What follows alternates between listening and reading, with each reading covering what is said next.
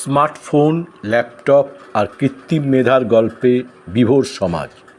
সন্তানদের শিক্ষা, জীবন গঠন আর তাদের ভবিষ্যৎ কর্মসংস্থানের চিন্তায় দিন কাটছে অভিভাবকদের। অভিভাবকেরা ভেবে পাচ্ছেন না কিভাবে তাদের সন্তানদের মেধা বাড়ানো যায়, একাগ্রতা আনা যায়, চিন্তা করার ক্ষমতা বৃদ্ধি করা যায়।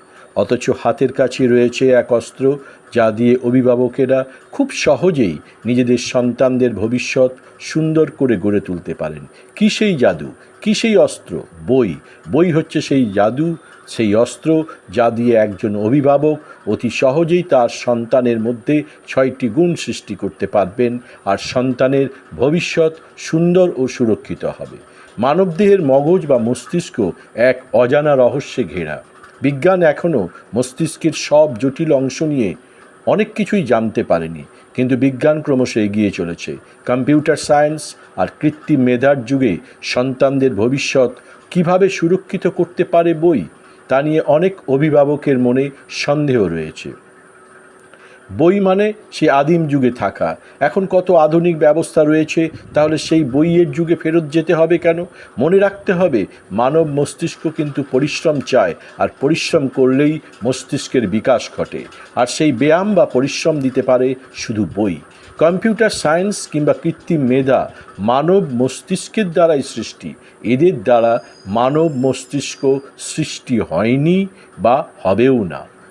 কিন্তু বই কিভাবে এগিয়ে নিয়ে যেতে পারে সন্তানদের? কেন প্রয়োজন বই বা পত্রিকা পড়ার? আসা যাক সে ব্যাখ্যায়।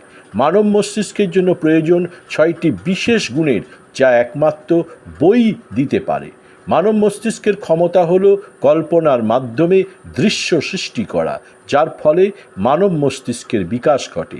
টিভি, ল্যাপটপ বা কৃত্রিম মেধা যা নিয়ে আসে তা হলো চোখ দিয়ে দেখা এবং মস্তিষ্কের কাছে পৌঁছে দেওয়া, যার ফল হয় মস্তিষ্ক সব কিছু মনে রাখতে পারে না, কিন্তু বই পড়লে কল্পনার শক্তি বাড়ে, মস্তিষ্কের বিকাশ ঘটে, বই চিন্তা করার শক্তি এনে দেয়। বই বা পত্রিকা পড়লে যে জ্ঞান জন্ম নেয় তা দিয়ে চিন্তা করার এবং সমস্যার সমাধান করার শক্তি জন্ম নেয়।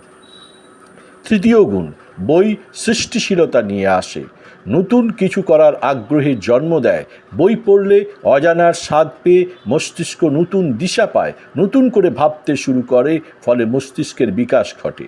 বই নতুন পথের সন্ধান দেয়, ফলে মনের শক্তি বাড়ে নতুন কিছু করার।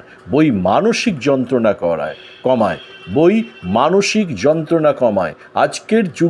আজকের প্রজন্মের সন্তানদের উপরে এত চাপ যে তারা মানসিক চাপের মধ্যে পড়ে যায় এবং একাকিত্বে ভোগে। এই অবস্থা থেকে একমাত্র বই দূর করতে পারে একাকিত্বে ভোগা আপনার সন্তানকে। বই পড়লে তার একাকিত্ব দূর হয়, তাই সন্তানদের হাতে বই তুলে দিন, বই পড়ার অভ্যাস করান।